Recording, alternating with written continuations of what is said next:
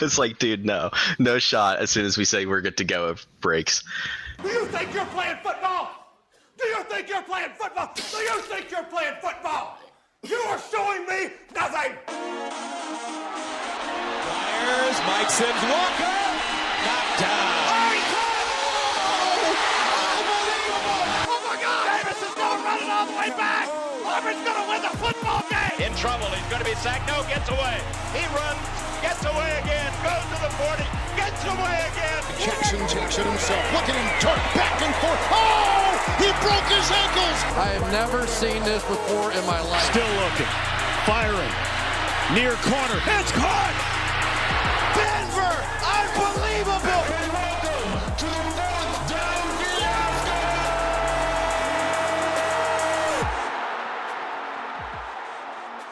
Hello and welcome to the Fourth Down Fiasco. My name is Tanner Vinsky, and with me is my beautiful co-host, Danny Weber. No Jordan Pryor today. We're giving him a break since my internet exploded last week and he had to do the podcast on his own. So it feels like he gets to use a little bit of his PTO he required. Today we're going to be going through same type of deal we've been doing most of the season. We're just going to run through a couple of games, whatever's on the top of our mind, some of the important, interesting matchups that happened, go over who has been terrible, our fourth down awards, as well as go over the pick'ems for next week. Once again, our show is always sponsored by BetStamp, so please make sure to go over to the BetStamp link, sign up for some sports books. I'm sure there's plenty of different sportsbook deals. We're kind of ramping up towards playoffs now that we're halfway through the season, so everybody wants to be gambling. So make sure to go check those out and, let them know that we sent you and that we appreciate you. So, Danny, what do you want to get us started with? I'll run down the scores of the week, and then we can kind of talk about last week and talk about a couple games, then go into our, like you said, our fourth down fiasco awards. All right, let's hear it. So Thursday night, thriller. Ravens come back down 21-7 to win 35-34 when Joe Burrow dropped 430 yards and 4 touchdowns. Bryce Young finally gets a win outside of a black uniform as they beat the Giants 20-17 in their pretty blue uniforms over in Germany. The Patriots beat the Bears 19-3 after another disappointing game by Chicago. The Bills beat the Colts 30-20. Chiefs block the game-winning field goal attempt against the Broncos to win 16-14. The Saints pull up the upset against the Falcons 2017. 49ers squeak by the Buccaneers 23-20 on a last-second field goal. The Steelers and Commanders ends in controversy as the Steelers win 28-27. The Vikings somehow win against the Jaguars 12-7 after Sam Darnold throws 3 interceptions and 0 touchdowns. The Chargers handle the Titans 27-17 to improve to 6-3. The Eagles absolutely demolished the Dak Prescott-less Cowboys 34-6. The Cardinals destroy the Jets 31-6. I don't think anyone saw that score coming. The Lions win on a game-winning field goal for what is that, like the 7th game-winning field goal this week, it feels like, 26-23. And we are recording on Monday afternoon, so we have no clue what the score for the Monday night game is. But my guess is 27-14 Rams. Hey, that's pretty good. I was thinking like 28-10, so we're pretty much in the same ballpark. I got to stop you, though. There was controversy in the Steelers game. I mean, was it the fourth down spotting? Yeah, I don't know. I just saw it on Twitter. I didn't watch it, but I just heard it. Yeah, no. And it was close for sure. Like the way he caught it and went down. I mean, Minkah Fitzpatrick just made a huge play to prevent him from turning upfield before his knee hit. But it was like a really close call. Like I think it was one of those plays where if they would have called first down on the field, they would have upheld it. But I just don't think there was enough evidence to overturn it. I did see the replay. I don't think it was a full yard back. Yeah, they gave an extra 2 feet back from where he was. Their spot was bad, but I still don't think there was enough to say that he did cross the plane for the first down. Like it was very close. Like I think if he would have called it either way, I think he really would have gotten flack because it was that close of a spot to where he landed. And the thing is with that, I mean, the Commanders held in the end zone and should have had a safety, so that drive should have never happened to begin with. So, the refs were already messing up a little bit there to begin with. But it was, I mean, refs. I think, yeah, right. No shit. That might be the first time a play had 3 separate face masks on it, and none of them got called. 3 face masks and a defensive holding. Not a single penalty was called. Not a single one. Dude had 2 face masks. Hey, let them play. Just start grabbing face masks, baby. Yeah, just start ripping people down. Myles Garrett, who? Yeah. I don't know. Face mask is the most like cut and dry penalty there is too. Like I get the defensive hold. I mean, I still think it was defensive holding. Not that I'm going to sit here and tell you that like, oh, I don't know. Maybe that was definitely defensive holding. But there's still like the nuance with holding, right?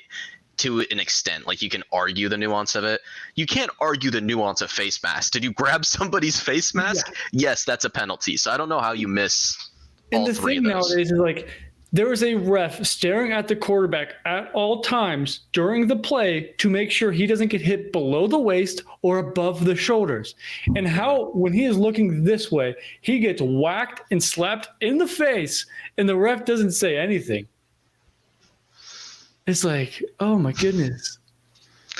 Those refs must have been flown in from Pittsburgh. Well, no, it wouldn't have been from Pittsburgh. I mean, we wanted Baltimore to lose, so they must have been flown in from Baltimore. Yeah, it's starting to look like the NFL wants a Chiefs Baltimore championship game, but who was the announcer on the Thursday night game? What's his name? Al Michaels. Yeah, Al Michaels, for even to call out the NFL referees on like during the broadcast is absurd.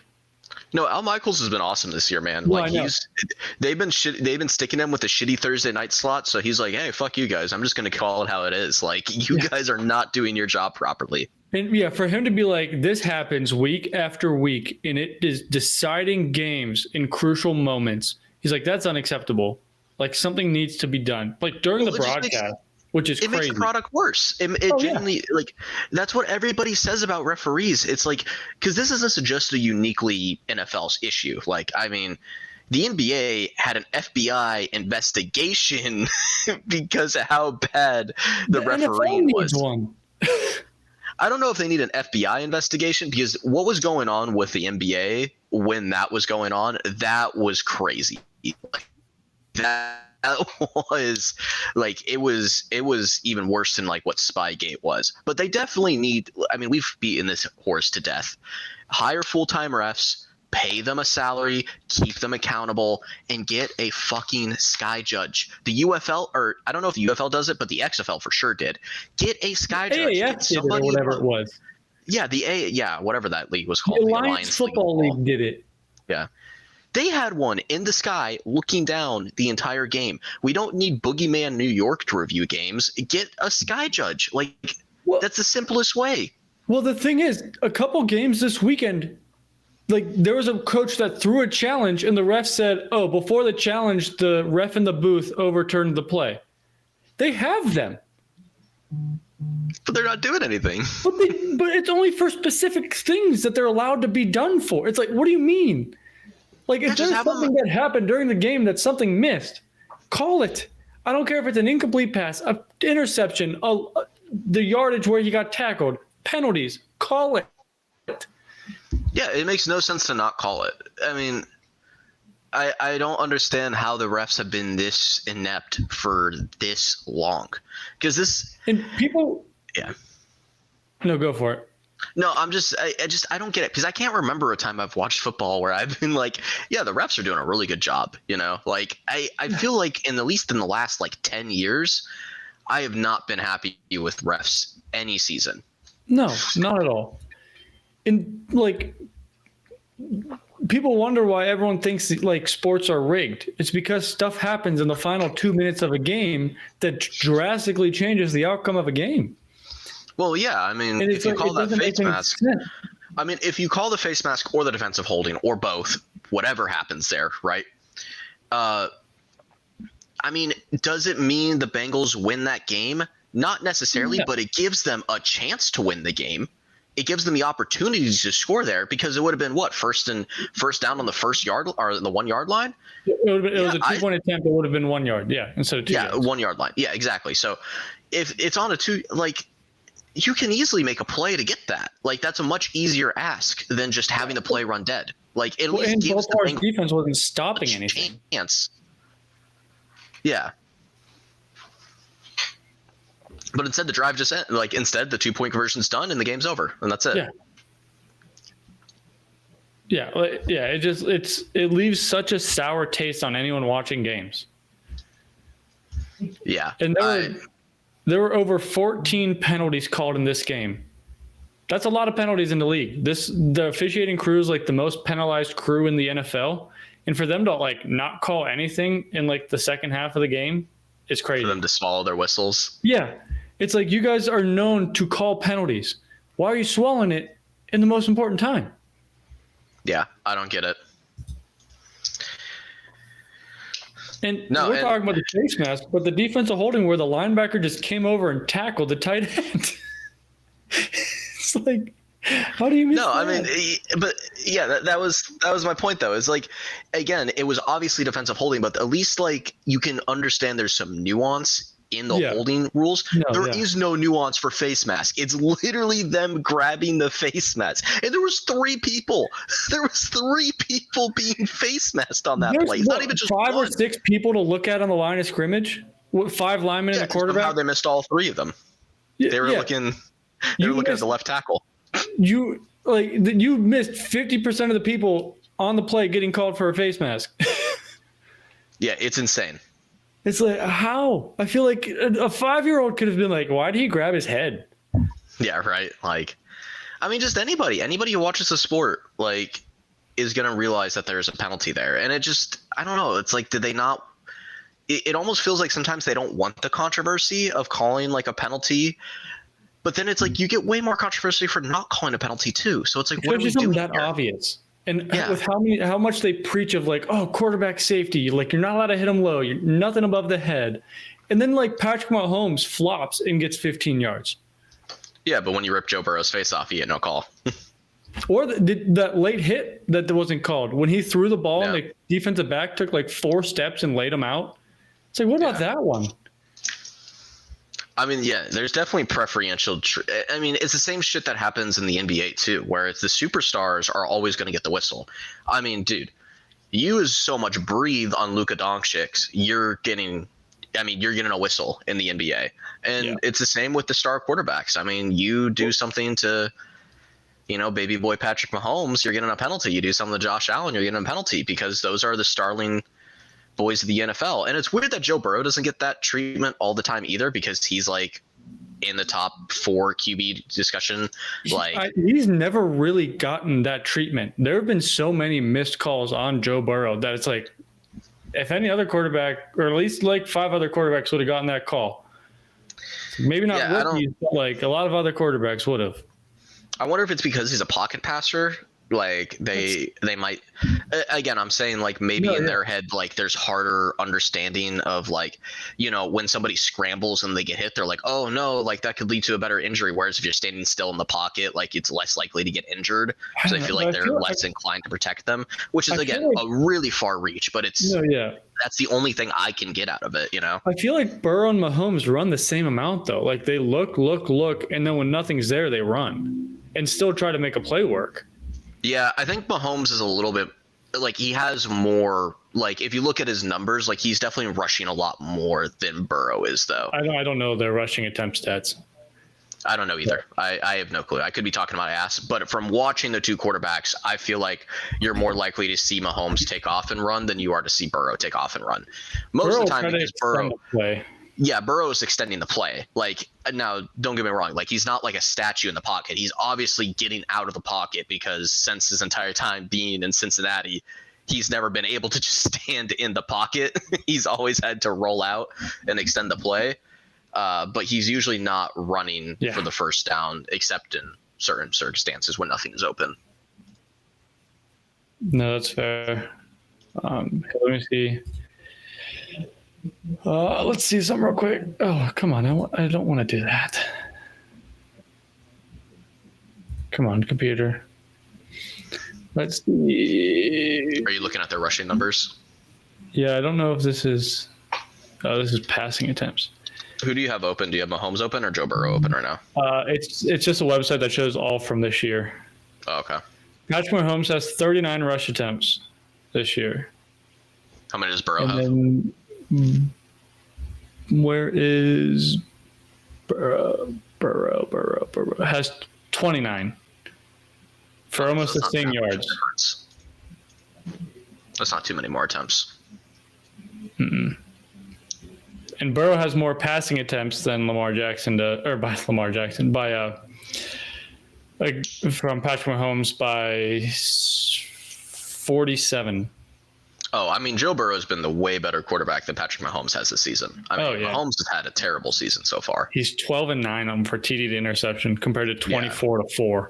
Yeah, no, Burrow is. I mean, I sent you that tweet a couple of days ago, but it's like, I mean, with the sack numbers that Hendrickson has, with the yardage that Jamar Chase has, with the passing numbers that Joe Burrow has, if this team was not 4-6 and they were a winning record, you would be arguing MVP, Offensive Player of the Year, and Defensive Player of the Year. But since the team has been so shitty this year, none of them are going to get any of those awards. With how shitty we are one game out of a playoff spot.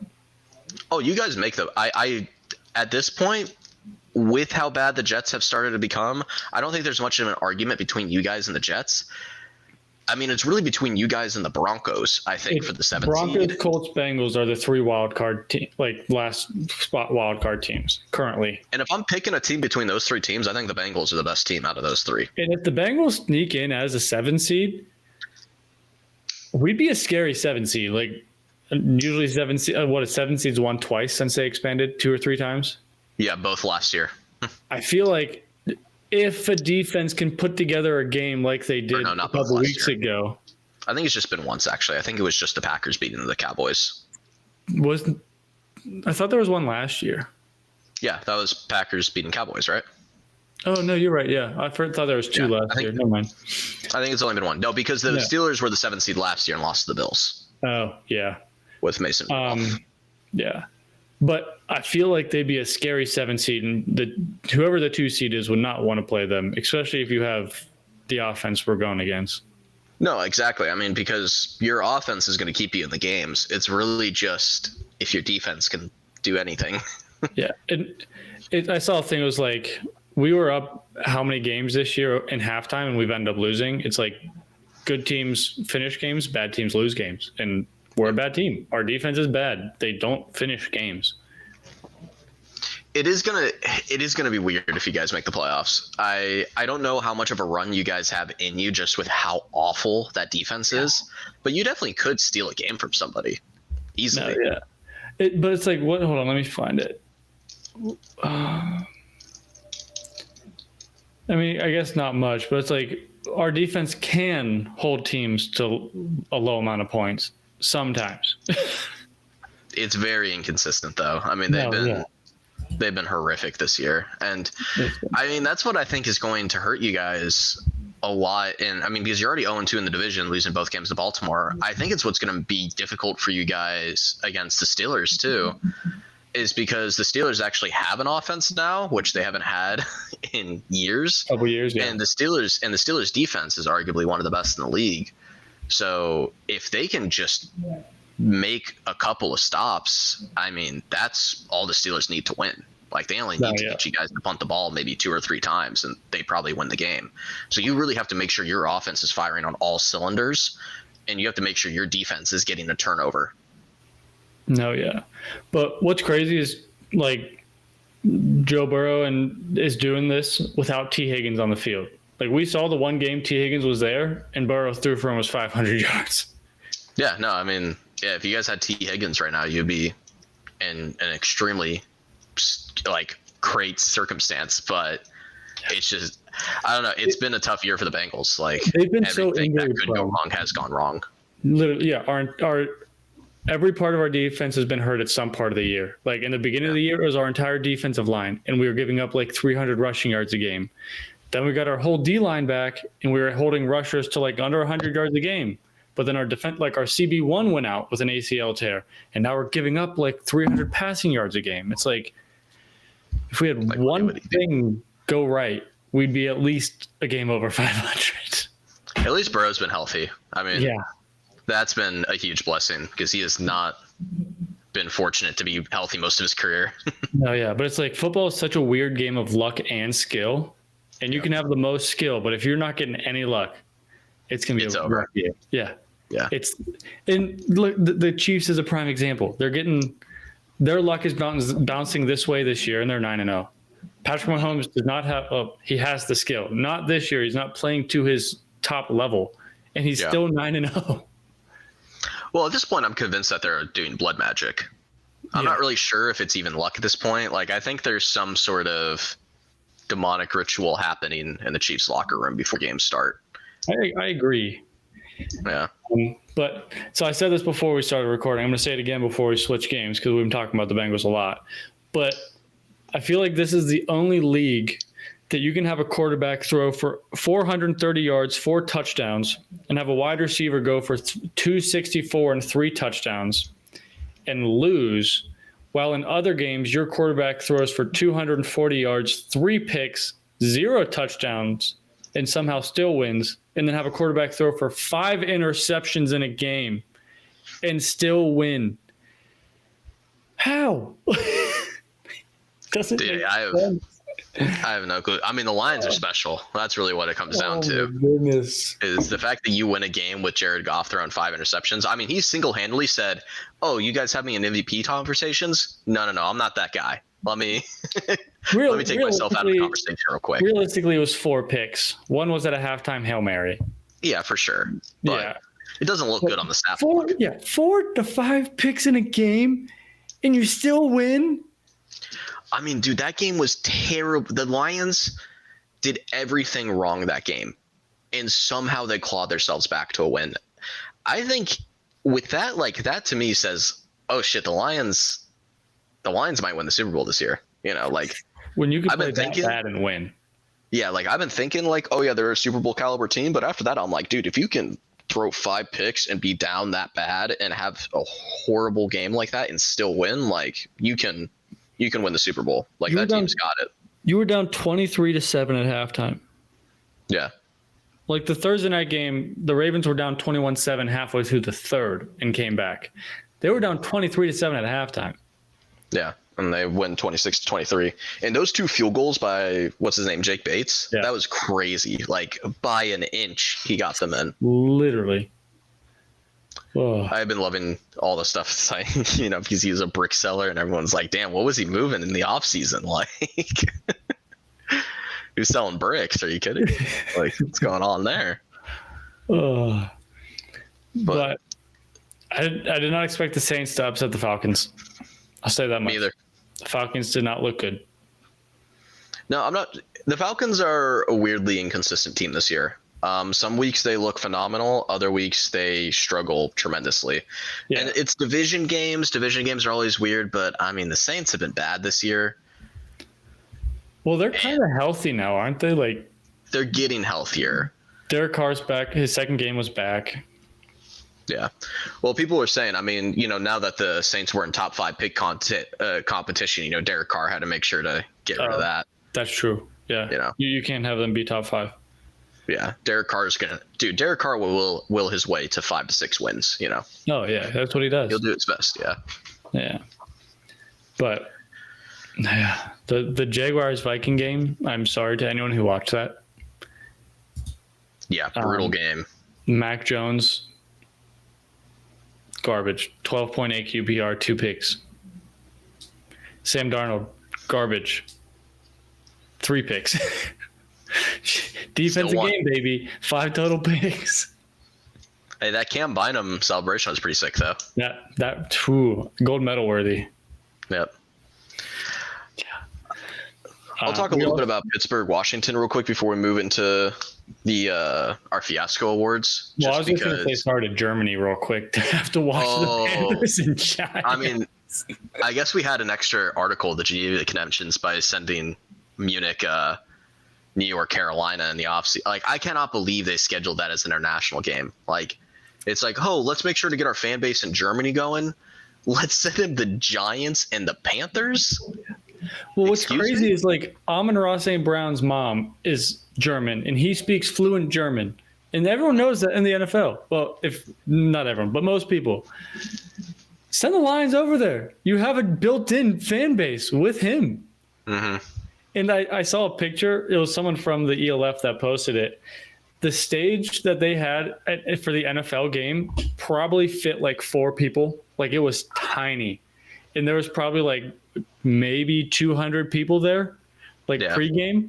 And then they showed the ELF championship game, and it was like this giant stage that took up like 30 yards with probably like 2,000 people around it. And it's like, how is this bigger than the NFL? Yeah, that makes no sense. Like, did you see that they like interviewed Xavier Leggett, like trying out German foods and stuff like that? And people were saying, it's like, imagine being like a German speaking guy. You've been practicing English your whole life. You've been practicing to like interview an NFL player your whole life. You finally get it. And then they fucking send out Xavier Leggett. It's like, dude, because even like Americans have a hard time understanding them if they haven't lived in the South. Imagine a German guy hearing Xavier Leggett talk, be like, what the fuck is this guy saying? It's not even English. It's Spanish to them.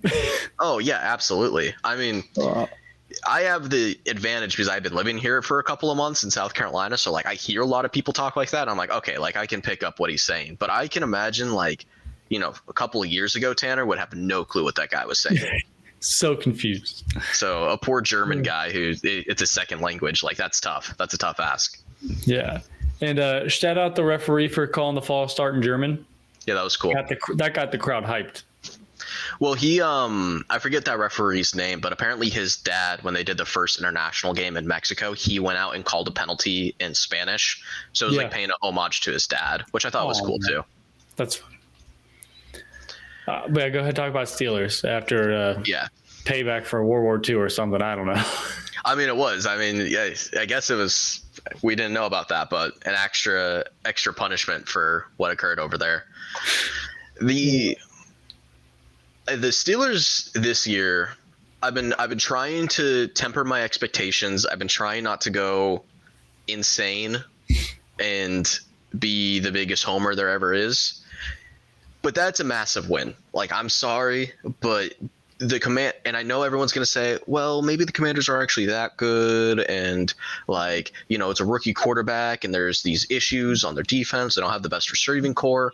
And it's like, no, dude, like, this team was 7-2 looking like, or sorry. Yeah, 7-2, right? They're now 7-3, yep. 7-2 looking like one of the best teams in the league. And for the Steelers undefeated at home, and for the Steelers to go in there and hold that offense to that degree, be able to fire on their own offense and pull that game out, like, that's insane for the Steelers team. That, you know, in the offseason, a lot of people were saying, like, yeah, like 6 to 8 win team. Like, this team's probably not having a winning record. This is where Tomlin's winning record falters.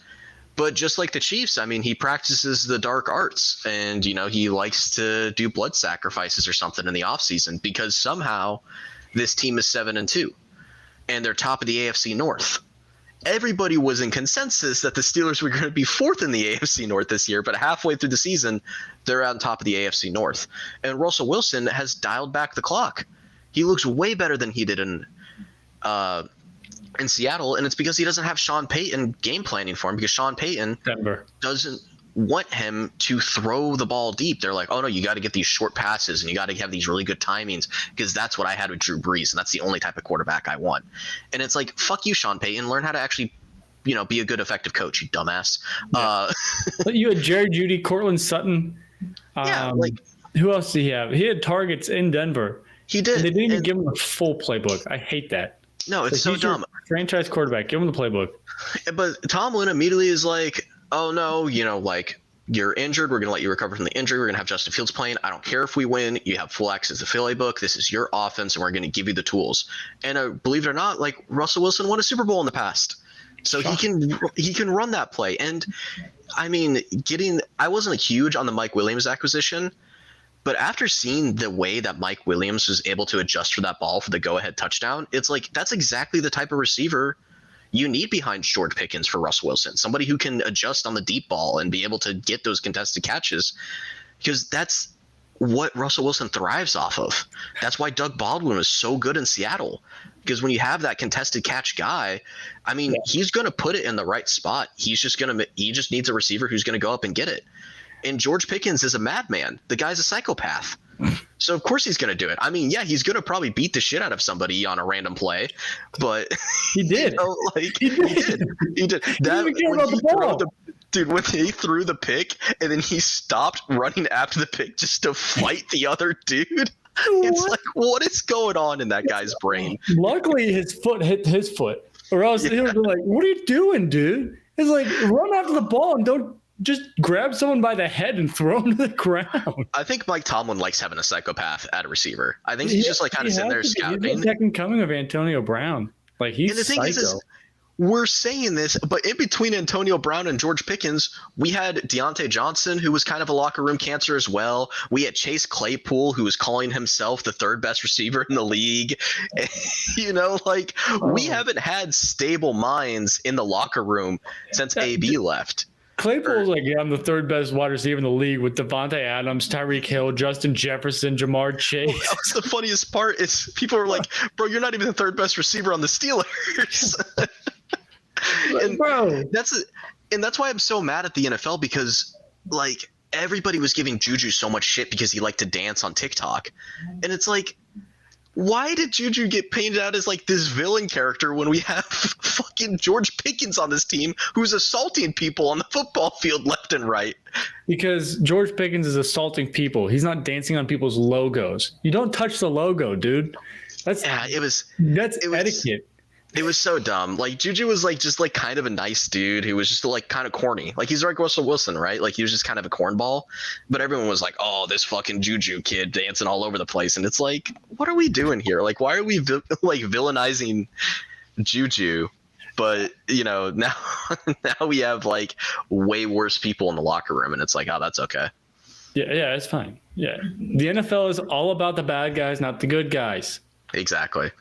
And one last thing with the Steelers is just it's the constant like defensive plays at the end of games that are just having these turns that other rosters just don't do. And I'm not sure how the Steelers have been able to be so efficient at that all over these years, because just those last two drives, like the way we were able to get those sacks and those huge plays and the way TJ Watt just took the game over after being super quiet. It's like, you don't have that wow factor on defense on other teams. And it's just such a swing for the Steelers that, again, I'm still not confident in them making a Super Bowl run, but they're getting closer after every single win to being in that contention of like, this team could beat one of the top dogs. If they're playing at their full potential, this is a scary roster in the league.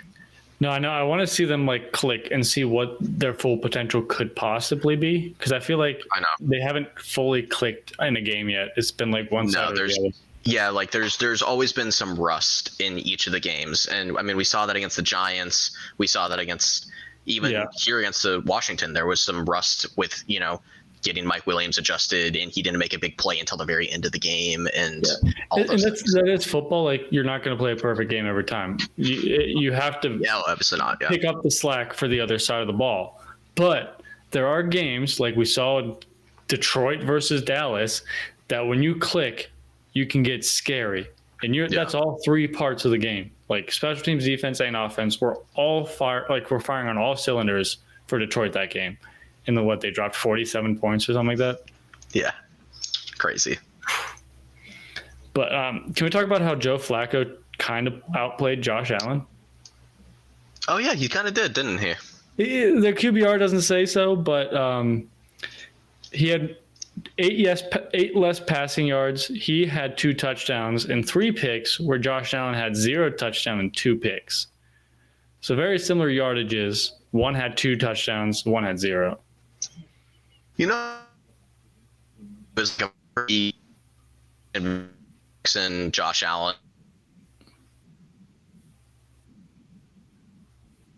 Jared Goff start to say like, you know what, Lamar, just have it again. Like we're gonna just start playing like dog shit. You cut out. Why? What? Did I? Yeah. Well, why did Josh Allen and Jared Goff decide this week that they're like, hey, let's just start playing like shit and let's have Lamar win another MVP? You know, like let's just start throwing picks left and right. And it's like, come on, guys, like at least make the race fun. Like you guys had there was a conversation with both of those quarterbacks over Lamar Jackson this year. And it's like now that 1 through 5 picks in a game and 1 through 2 picks in a game with 0 touchdowns, it's like now you're just making it easier for Lamar to win this award. And it's like, and then it goes back, like if the Bengals had any game over 500, Joe Burrow would be up there and be like, oh, battle of the MVPs, da-da-da-da-da. And then no, we suck. Nope, you guys are 4 and 6. Oh, God. Yeah. Oh, but no, yeah, Buffalo. I feel like they're such a weird team this year. Like they haven't been flashy like normal, but they're still 8-2. I'm just saying, I called it in the preseason. I said, hey, Buffalo's going to win a bunch of games this year.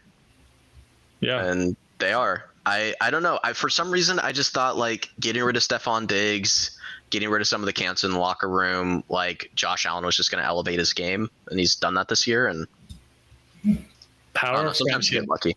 I mean, I said Russell Wilson was as good as a quarterback as Mason Rudolph. So, you know, sometimes you know, when you throw enough darts on the dartboard, like sometimes he hit and sometimes he missed. So that's true. Yeah. You know, the power of friendship versus Mason Rudolph. Yeah. Shout out Mason Rudolph, though. He's been okay in Tennessee. That's fair. But now Will Levis is back, baby. Yeah, let's go. Fiasco awards. Do you got a good one? Because I have 2 I'm debating between. I want to see if you take one. Go first. Just shoot your one. You'll get 2. Just go. You'll go 2. Okay. Let's start with Deebo Samuel. Because this is going to be a quicker one. You saw the clip of Deebo Samuel, right? I did not. Which one? You did not? So they missed 2 field goals in the San Francisco game. And after the second field goal was missed, Deebo Samuel went up and started to like put a hand over his throat on his long snapper and then punched his kicker. Nice. Because he was pissed that they were missing kicks. When the San Francisco offense was being terrible as well and weren't executing, as the captain of that offense, because he's got the captaincy badge, the captain of that offense, he decides, I'm going to assault my long snapper and my kicker because they're missing field goals. So if I'm Kyle Shanahan, you're not playing next game. Like, simple as that. You get rid of your captaincy badge. You don't deserve that. We're giving it to somebody else on offense, and you're not playing next game. Like, you can't be picking fights with people on your own team, especially in the middle of a game, because you're throwing a tantrum. Like, absolute bitch behavior. Like, I cannot believe that he threw that punch at those 2 guys. Like, that's ridiculous. It's also your long snapper and kicker, man. Like, why are you beefing with your long snapper and kicker? Even if it is their fault, like, dude, you're not even on the same side of the ball as them. Like, they probably have to work a second job in the summer too. Yeah, exactly. Like, get out of here, man. Yeah. They're like, are players getting angrier more this year than normal? Or are they just showing it more? I think they're just showing it more. I mean, like, the wide receivers have always been insane. Yeah. Like, there's always been that insane part in their brain. But, like, even yesterday, like, Joe Mixon, like, he was frustrated or whatever, and he was just on the sideline, like, punching the chair, like, the bench, and, like, throwing his helmet. And I'm like, you guys are winning. Like, what's going on, bud? I mean, I won't say what I'm going to say about Joe Mixon, but, you know. Yeah. But it's like not too surprising from Joe Mixon. But I feel like people are just like they're just showing it more, I guess, of like everyone just getting angry. I don't know.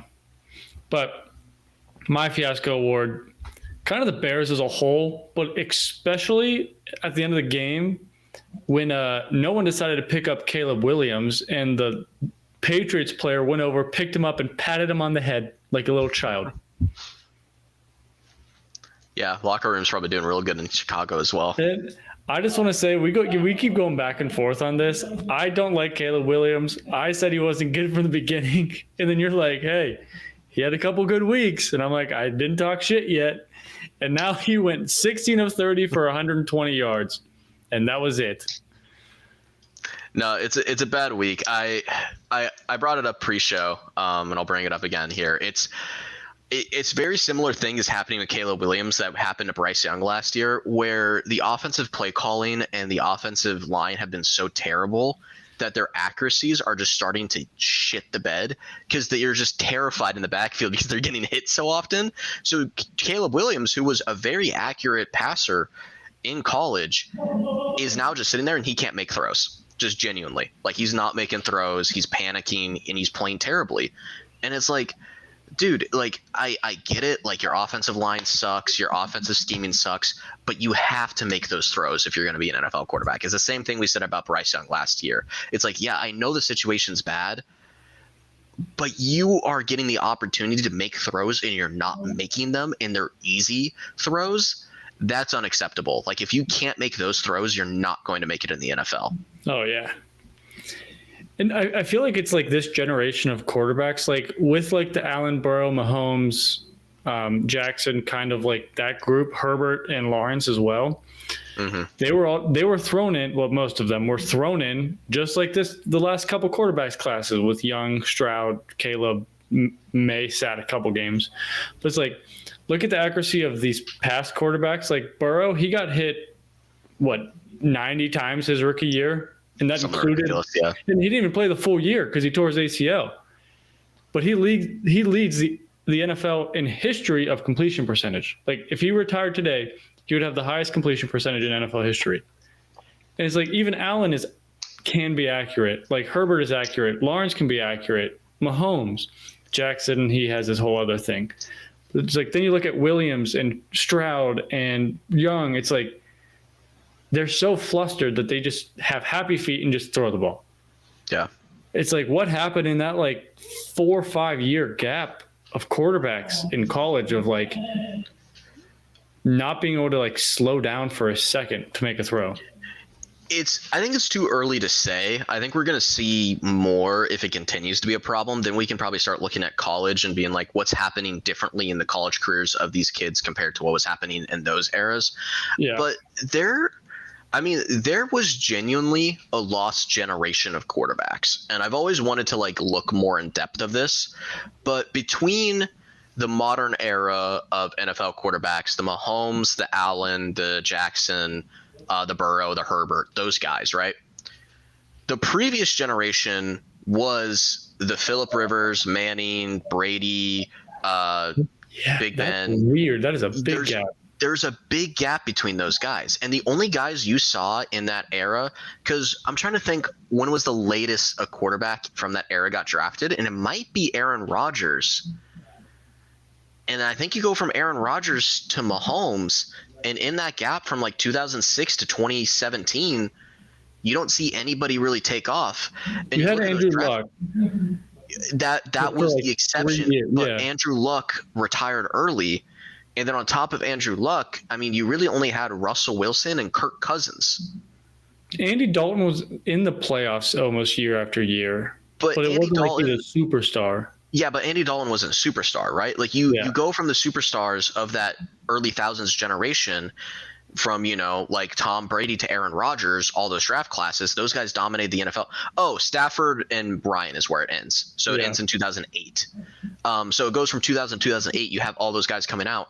And then from 2008 up until 2017, nobody really comes out. The only guys who do are Andrew Luck for a few years, Kirk Cousins, and Russell Wilson, but nobody else. But Cam Newton's also kind of a weird situation, right? Cam Newton was a quick rise and a quick fall. Exactly. So, but you didn't have like any franchise guys that stuck around and played for one team. Because even when you look at Kirk Cousins has been passed around on a couple of teams. And he wasn't a starter on his team. Yeah. I mean, Russell Wilson really is the only one that was kind of like a franchise guy. And even then, he didn't do his whole career there. So we need to do a whole episode on that. We need to look more into it, because I've been thinking about it more recently, where I'm like, man, from 2008 to like 2017, there really was no franchise quarterback that came out of those drafts. Well, it doesn't help though, some of those quarterbacks you're talking about are still playing. Like Tom Brady just retired. Yeah. Big Ben retired 5 years ago? No, dude, way more recently than that. He retired in Yeah, 2020. less than 5 years ago. Aaron Rodgers is still playing. You still have Stafford playing. Yeah, you still have Stafford playing. Matt Ryan just retired. It's like Yeah. there's a lost generation because of how good that previous generation was. Yeah. Yeah. It's weird. We need to do a YouTube video on that. No, that's what I've been thinking about. I've been trying to figure out how to get my thoughts in line for that. But Yeah. I'm wondering if we're going to see something similar. I'm wondering if we're seeing from like 2017 to 2021 this like massive like kind of quarterback renaissance, and these guys are going to be playing on their franchises for a long time. And then I wonder if we're going to get another like lost generation for a couple of years. Because how many like teams have their franchise quarterback right now? We have the Chiefs, Bengals. Mostly AFC, yeah. Yeah. I'm going to pull up the full standings real quick. Oh, not college football. I can tell you right now it's Chiefs, Bills, Bengals, I would say Chargers, Baltimore. Dallas. Whoever gets Trevor Lawrence. Yeah, whoever is with Trevor Lawrence probably has it. Dak, sort of. Green Bay, maybe, with Green Bay Love. with Jordan Love. You can argue Philly with Jalen Hurts. Arizona with Kyler. Taylor Jones, with Kyler. Purdy with the 49ers. Probably. It's like that's a third of the league at least. Mm-hmm. And Stroud would be the exception of the Gen Z quarterbacks. Yeah. I mean, you can make, and like, you could say Rams probably have a couple more years with Stafford, maybe like 2, maybe 3. Steelers probably have at least like 3 years with Wilson. Falcons probably have 3 years out of Cousins, maybe Goff 2. with the Lions. Goff is there with the Lions for a while. Jets probably have 2 years of Aaron Rodgers, whether they like it or not. Yeah. Commanders have their guy at least for now. Yeah, but I mean, we'll see how he does. He's that Gen Z class. Yeah. He could be the exception coming out of the most recent class. I don't know. This class I have hope for because Bo Nix hasn't been too bad so far. Jaden Daniels has been electric. Drake May and his couple of... He's been he's not been horrible. Yeah, he's been pretty good from what we've seen from him. Caleb Williams hasn't been great. Kind of funny that he's been the one that's looked worse at everybody who started. I'm not saying I called it, but I called it. Yeah, and then we'll see what happens with Penix when Kirk leaves. And then and then JJ McCarthy hasn't even played yet. Yep. So I have hope for this class, but yeah, the couple of classes before it weren't ideal. So we should. You have like the Josh Rosen as well, and Josh Rosen busted. I guess Sam Darnold's making a recovery. But that year doesn't really play into much because Allen and Jackson both came out of that year. Yeah, but no, we need to dig deeper into that. Yeah. So before we go break and do pick'ems, I do want to. My other fiasco award was not the Bears. I was wondering who you were going to. This is actually hard for me to give it to just one person in Dallas, but there's a lot of bad things in Dallas right now. Is this about the Sun? Please be about the Sun. The Sun is definitely part of it, right? Like the Sun, the fact that they couldn't catch a pass because the sun is blaring in their own receiver's eyes, hilarious. What other team does that happen to? None. So, I'm debating on whether or not this week if Micah Parsons or Jerry Jones is the worst loser from last week, because Jerry Jones. I mean, it is kind of both, because Jerry Jones has been throwing a tantrum saying like, oh, what? I guess I'll just build another stadium then. No, bro, put up fucking curtains over your screen. That's all people are asking for when you're playing games. You're actively losing games because you're an idiot and was like, I'm going to build in a home field advantage and put a whole glass screen that faces toward the sun. Oh, that's going to really trip up other quarterbacks when they're staring down the field. Guess what? It happens to your receivers on the other end of the field, dumbass. Like, they have to look at the ball in the red zone. Throw some curtains up there, and when you have the ball on that side of the field, close them. When you're not, hire 2 people to open them. Exactly. How complicated is that? And so stupid. Just organizational ineptitude from Jerry Jones on that. And then Micah Parsons throwing Mike McCarthy under the bus on his podcast.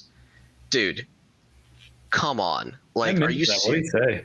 Dude, he said that he's essentially like a walking zombie and that he's not going to be playing, like he's not going to be coaching next year. But it's really annoying that like he's wasting the career of all these guys on the team because he's like an inept coach. And I think his like quote was that, oh, well, you have these living legends like Zach Martin that work way harder than Mike McCarthy has ever worked, and now they're losing a chance to get a Super Bowl because of him. What? You have to perform on the field. Yeah. How are you going to say that about your head coach, man, who has never said shit about you? Like, I don't care how bad Mike McCarthy has been, but blaming him when you guys have been dog shit, that's not just him. That's also you guys. Like, you have to take accountability. He lost like 8 total games over the last like 2 years. Or something like that. You were 12-5 or something like that. Yeah, they've been going 12-5 for like 3 years now. Like, how are you pinning this all on Mike McCarthy? Like, it's not just him. You guys are not showing up in the playoffs. Yeah, so Mike, like, I just can't believe, and I don't get why you want somebody like that on your team that's going to sit there and pinpoint on your coach all the time and blame everybody else. Like, it's ridiculous. It's crazy that sports, like, you can make so much money. Just blame other people, and then nothing happens to you. Yeah, exactly. Like imagine if one of us walked up, like, just was talking to someone else and was like, "Wow, our boss is just shit." Mm-hmm. Like, we'd be fired. Yeah. It's like, but no, you can go make $200 million and talk shit about your boss. Yeah, and it's no big deal at all. Ridiculous. Weird world we live in. You can abuse women and children and be paid a bunch of money, and you can be like us and struggle to live. We're here, though. We got mics. We here. We talk. Oh, man. We made $80 today through our sponsorship. So go check out BetStamp. Yeah. Sign up expert.com/fiasco. But pick'ems? Yeah. Do we want to break or do we just want to get into it? Let's just get into it. All right. Hell yeah. No break for you guys. You hear the BetStamp stuff at the beginning. I feel like we could talk for hours. Yeah. And we have. That is why we started this, is because we would sit on the couch and talk for hours. Yep. Yeah. We were at a wedding a couple weeks ago. Shout out Max and Kirsten. And we were literally just like, we shared a room and we were just talking about football. And we'd be like sitting there talking about football. Just like reminiscing. Up until like 2 a.m. Yeah. We were brainstorming ideas for our podcast until like 2 a.m. Yeah. Well, I hope that I was getting really drunk with Max's family. So that's true. Shout out Webbers. All right. You want me to throw out the games and then you pick first? Or you want me to pick first? You call them out and then we'll alternate picking first. I'll pick first though. Okay. On Thursday we got Washington at Philadelphia. Wow, you start off with a banger. Well, the NFL started off with a banger. No, I know, but just do the Commanders bounce back? I feel like they have to bounce back. I like the Commanders. That's kind of where I'm sitting at too. I feel like you just had a heartbreaking loss. I feel like you gotta get one in the win column after that. Yeah, and both teams. I'm thinking like both teams have played Cincinnati, and the Commanders were a tougher opponent than the Eagles. So I think going against each other. I kind of like the Commanders more than the Eagles this year. No, yeah. The Eagles look at the Bills. Like, they've just been weird, it seems like, but they're 7-2. It's like, didn't they start 2-2 or something like that? They did. Yeah, they had a little bit of a rough start this season, but they've been winning. And their offense looks amazing. I am still a little suspect about their defense, though. Yeah, and that's what I think the Commanders, Brian Robinson will be back, I think, maybe. I don't know. It's too early in the week to tell, but that hurt them, I think, last week with only having one running back. Did. I mean, Eckler and McNichol still ran well, though. No, yeah, but having Eckler's a little older, he's your power back, but Robinson's your elusive back. And I guess he can also run up people over. Okay. Next one, we got Green Bay at Chicago. You go first, but I think we agree. Yeah, no, it's going to be Green Bay. It's going to be Green Bay. Tickets are actually kind of expensive for this game. It's kind of cool. Just because a big rivalry. $240 for tickets. But yeah, no, I think Green Bay is the much better team than Chicago at this stage of the season. How Chicago has the same amount of wins as Cincinnati? It's phenomenal. Shoot, me, please. Hey, Chicago's defense is kind of good. That's why. Imagine Chicago's defense in Cincinnati with the Bengals offense. Holy cow. Imagine the Bengals offense in Chicago, right? Same. Yeah. Well, I just want them to be in Cincinnati. Well, yeah, you obviously want them to be in the city. Yeah. No one wants Chicago to do Chicago doesn't need good things. I mean, they won six championships in the 90s, man. Yeah. We got Michael Jordan. I want to do like a Madden simulation and like throw the Bears defense in Cincinnati and just see how good they'd be. Dude, I mean, if the simulation is good, I mean, they should probably win a lot. But I mean, I think the Madden simulation is kind of 14-2 or 15-2, whatever it is now. Yeah, I hate 17 games. Just make it even again. All right. Our next one, we're both going Green Bay. Our next one is Jacksonville at Detroit. Yeah, I might go Jackson. No, going Detroit. Yeah, dude, Mac Jones. Mac Jones might be playing again. Mac Jones, baby. Mac Jones. Mac Jones. Yeah, no, it's Detroit. Yeah. Jared Goff won 6 picks, and they're gonna win. Yeah, I mean, he could throw 10. They probably beat Jacksonville. Yeah. What is up with this slate of games? There's been one good one, 3 bad ones in a row. Yeah, the next one just as bad. Minnesota at Tennessee. Give me Minnesota. Give me Minnesota as well. We don't really need to say a whole lot about that one. Give me Sam Darnold being 8-2, baby. Oh, here we go though. This is an Helvetic Milano type matchup we got in the next one though. We got Las Vegas at Miami. Wow. Shout out ELF Tanner. Good job. Yeah, I know. Yeah, when I see on the podcast you missed that what Jordan and I kept calling them. We kept calling them the Helvetic and Milano matchups of the NFL. It's going to be Barcelona and Milano this year because Helvetic just signed Aaron Jackson. I know. I saw. That was pretty cool. That's crazy. And I'll text you who their quarterback is. They haven't announced it, but okay, we'll see. Oh, that's exciting. Yeah, it'll be weird. That's actually real exciting. Yeah, that should be good. But Raiders, Dolphins. I'm gonna go Dolphins just because they're not really hurt anymore. I kind of hate the Raiders this year. I think they're just complete and utter dog shit. And we were talking about it at the beginning of the season. I think Antonio Pierce is the worst head coach in the league right now. So yeah, I'm not really going to pick the Raiders. I mean, I might not pick the Raiders for the rest of the year, to be honest. Why are the Raiders so bad at picking coaches? Like they signed John Gruden to a 10-year, $100 million deal. And now he's sitting in a room growling like an animal about quarterbacks throwing passes. Dude, I mean, the Raiders, ever since their Super Bowl appearance in the early thousands, they have just had the most inept franchise possible. And I mean, I don't know if it's going to change, to be honest. I don't really see much of a future for that team. Poor Brock Bowers. If I were them, I'd just trade Max Crosby. You know, it's like, I know you got somebody who's good, but just like get a bunch of capital. Fuck I was so hoping the Bengals would trade like a 2nd-round pick for for Max Crosby. He was in Cincinnati before the trade deadline. We said, do not let him get on that plane. They let him get on the plane. There's no way you would have gotten him for a 2nd-round pick, though. Well, a second and more, obviously, but like... Yeah. I don't know. I mean, Crosby, I think, is a really good defensive player. I think it might need to be like what they were trying to get Brian Burns for, what the Rams were, maybe like a 1st-round pick or 2 1st-round picks. Yeah. I think you would want to pay a lot. The Raiders would have to eat part of his contract then at that point. They would. But, I mean, if you're the Raiders, what the fuck are you doing? Might as well just eat the contract. It's not like you're competing. Yeah. All right. Our next one, also not a great game.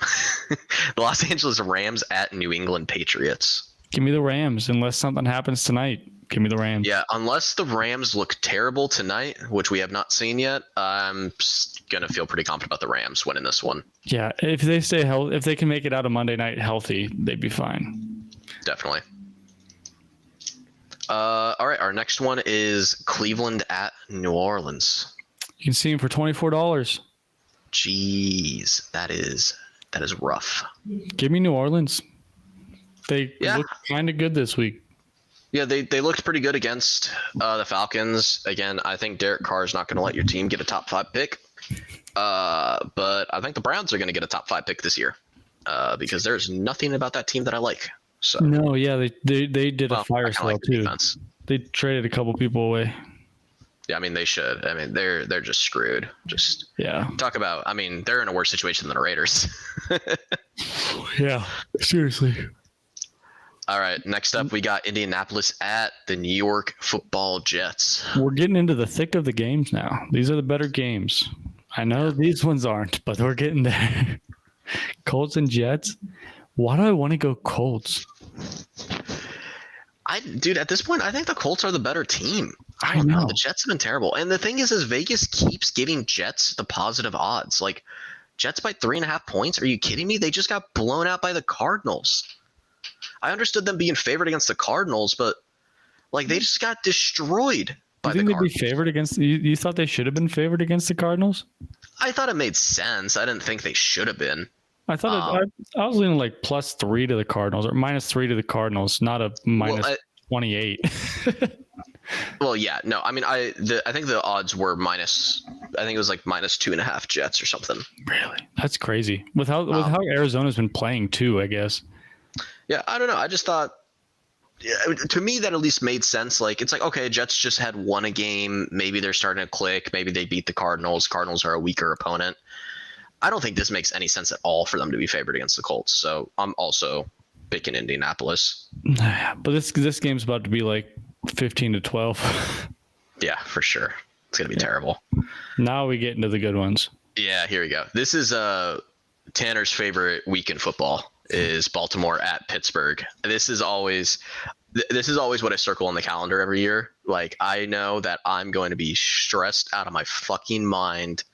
But I mean, this is the peak of football is when the Steelers play Baltimore. Should we do like a live watch along? Do like a live stream? That could be fun. When do they play? 11 o'clock. They're the 1 o'clock game. Why is there not a prime time slot? What are we Because doing? they NFL? didn't think the Steelers would be 7-2. Oh my god! But we're gonna fucking. Oh, why would you not do that? That should be a night game. It should be. But what is Hopefully, the night Oh, game's no. not yet. The Like, Bengals and Chargers got flexed into the night game. I forgot about that. see, like that's a good flex night game. But like, who wants to see fucking Houston? I forget who it Dallas was midnight? though. Oh, that's so sad. I love when the Steelers and Baltimore is a primetime game. I'm hoping us at Baltimore is a primetime game then. If we at least get that one. There's nothing like the AFC North football at On night prime like time. that. Oh, it's brutal. Makes me It's a feel bloodbath. nicey.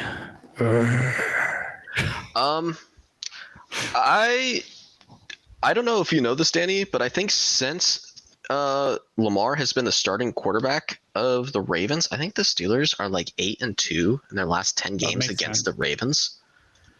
Lamar's not usually very good against the AFC North. He is not. Except for the Bengals. Yeah, I think your defense has a bit of a say in that. Oops. So I'm again, and it's in Pittsburgh. I'm gonna pick Pittsburgh to beat Baltimore. Yeah. As much as it pains me, I hate it. I'm going to pick Pittsburgh as well. But we should live stream this game. That'd be fun. We should. That'd be a good time. Live watch along. Yeah, and you hear me scream.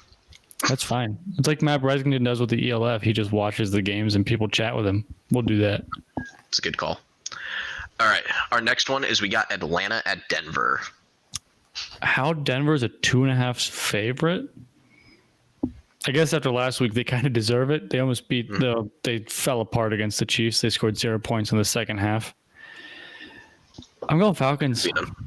Yeah, I'm gonna go Falcons as well. I think Falcons need a comeback win, or they need a bounce back win, and I think that they're a little bit of a better roster than Denver. You and I have been low on Denver all year, despite them being good. We can keep eating our words. That's fine. If we're wrong about one team, who cares? But to me, the vibes are better in Atlanta than they are in Denver in my head. Yeah. But the Broncos are about to get into the thick of their schedule towards the end of the season. So it's going to be rough. Yeah. All right. Our next one this should be a good one. Seattle at San Francisco. Yeah. I like Seattle. I think the line is insulting. I don't think- didn't even see that till right now. That's stupid. I don't think San Francisco is that much better. To me, I'm still picking San Francisco because I still think they're the better team. but I don't think they're a 6.5-point favorite against Seattle. Deebo Samuel better keep his punches to himself because exactly. Jake Moody's hitting a game-winning field goal. That's kind of how I was feeling about this game too. All right, our next one. Oh, how is this not a primetime game? What? I think Seattle and the 49ers got flexed out of primetime and they put Cincinnati, LA in. No. Sorry, I'm talking about the next one. I don't know. No, I know. But how they didn't flex Kansas City, Buffalo into it and flex Cincinnati and LA into it. Yeah, that's kind of crazy. I wonder if they're just more interested in the 7-seed race than the 1-seed race. It's kind of weird. But I guess maybe if it would have been for 1 seed, they probably would have done it. But since Buffalo has 2 losses, it might not change too much when they win. That's true. That makes more sense. I mean, this should be the game of the week, though. I mean, Mahomes and Allen have always been great football games to watch. Yeah, it usually goes into overtime or down to the final seconds. I know it's weird. I've been saying I'm not going to pick against the Chiefs until they lose. But I'm going to pick against the Chiefs here. I feel like Buffalo usually wins in the regular season and loses in the postseason. So I feel like Buffalo's going to take this one. Agreed. It's also in Buffalo. Yeah, I like Buffalo in Buffalo. Yeah.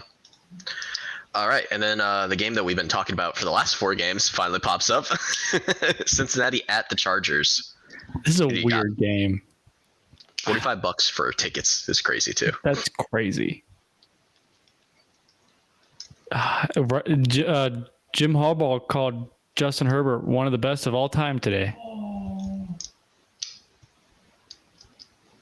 I don't know. I like Herbert. I think it's a little egregious, but fuck yeah. I feel like this is one of the first challenges the Chargers have had in a while. Like their schedule hasn't been that hard. They started off with the Raiders, Panthers. Then they did go Steelers, Chiefs, Broncos. And then they went Cardinals, Saints, Browns, Titans. Yeah. So this is going to be a challenge to them in the last couple weeks. So it'll be interesting because they go Bengals, Ravens, Atlanta, Kansas City again. That's a brutal 4-game stretch. Into the Tampa Bay. Oof. So if they lose to the Bengals, they're going to have a rough rest of the year. Yeah. Definitely. But it's weird. I usually like Cincinnati at home, but this year they've been playing better away. And I'm a Bengals fan, so I'm taking Cincinnati. I feel like I can't pick against them, even though I feel like we're gonna lose by 1 point again. Yeah. No, I get it. I mean, if I were in your shoes, I would have picked Cincinnati too. It's like you have that hope. You're like, you have the hope. Like, you're like, they're going to do it. Like they're going to win. Like, if we score every time, we just need one stop. Like, that's all we need. Dude. That's why the Steelers have been like a massive underdog in the last 3 playoff games they played. And every time I'm like, hey, I don't know, though. There's a chance. Hey, I mean, who cares if it's Kenny Pickett? Our defense is just going to get like 3 defensive touchdowns. It'll be fun. And if we beat the Chargers, it helps our playoff spots because then it'll be 5-6 to 6-4. Like 1 game back. I should have really picked the Jets to beat the Colts. I need the Colts to lose. You do need the Colts to lose, but I think the Colts will keep losing this year. You got nothing to worry about. Who else do I need to lose? Denver. Where's Denver? You picked Atlanta. So. Nice. You at least got that one. Yeah, that's I'm gonna go Chargers. I really like the running game in LA right now. I think it's going to be a lot to ask of the Chargers defense to hold Joe Burrow. But if they can, I don't think their offense has to do a whole lot in order to win this one. I know you like their running game right now, but the Bengals' run defense has gotten a lot better. So Justin Herbert's going to need to rely on his arm. Which is not a horrible situation. I mean, if you're looking at the quarterbacks, it's not like we're asking, because Herbert is a top 5 QB. Now he's number 5, but he still makes it to top 5. So I think you can rely on Herbert to win a game. He hasn't had to do it a lot because his team has always sucked. So he hasn't really had the opportunity to do it. But I think push come to shove, I think he can do it, especially against how bad Cincinnati's pass defense has been. So yeah, we do have have Xavier Howard in Cincinnati right now. There you go. So we might sign him, and we might sign Leonard Fournette. Oh, that would be cool. Playoff Lenny, baby. Yeah, shout out Playoff Lenny. Kind of weird for, a losing team to sign Playoff Lenny, but I get it. There's still a chance. We need veterans in this locker room. We have a very young team. So bringing in Xavier Howard would not be a bad call, just to even kind of be a coach. Yeah, just to be like, hey, guys, get your shit together. Yeah, because apparently Lou Anarumo used to use Xavier Howard as an example to his young DBs. And now if his example is in-house, that'd be great. Yeah. All right. Our last game of the week, the Monday night game, is Houston at Dallas. And good thing for Dallas, they don't got to worry about the curtains. It's a night game. Doesn't matter. There's going to be no sun. But they're going to be 0-5 at home after this week because the Texans are going to kill them. Dude, that is crazy. You can get tickets at AT&T Stadium for $37, dude. How is Jerry not realizing how grim things are right now? Well, they didn't expect to not have Cooper Rush playing and Trey Lance playing. Yeah, I mean, that's fair. Yeah, they're going to get blown out, though. I think Houston's a much better team. Yeah. So we disagreed on one game, and that's because I'm a homeboy. Was there really only one game we disagreed on? Yeah. Wow, look at us. Yeah. At least we're on the same page. We're peaceful. Yeah. To be fair, this is a pretty easy week to pick. No, I know. Yeah. A lot of shitty games. It was even the close ones were we're agreeing on the same team. It's why we stopped doing the pick'ems and the ELF towards the end, because towards the end it was all right, are we gonna ever pick different games? No. But the playoffs, that's where it got exciting. Yeah. Cool. I got nothing else. You got anything, Daniel? No. Awesome. I got nothing. Somehow we're in week 11 already. I know. We're already this far into the season. That's great. We're already coming up on Thanksgiving, man. The year's already flying by. We're almost at our 1-year anniversary. Oh, how cute. It's week 14 or something like that. Yeah. What a time to start.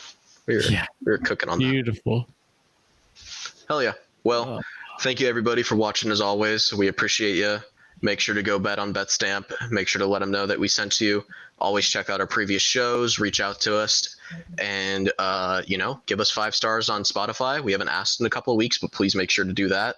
And if you do, give us a comment on where you're listening from. Again, I know we still have a couple of European listeners that check in every once in a while, even though we're not checking out the ELF as often. But we still appreciate you all the same. We need to start talking about the ELF again. There have been some huge signings. Yeah, we'll definitely have to. Team. Yeah. Maybe we'll have to shorten one of our week recaps and do a little half ELF, half football, or half NFL. There's still football. No, yeah. But this Nordic team might be really good. It might be. Could be fun. Yeah. All right. Well, hugs and kisses to everybody. We appreciate you all. All right. Goodbye, guys.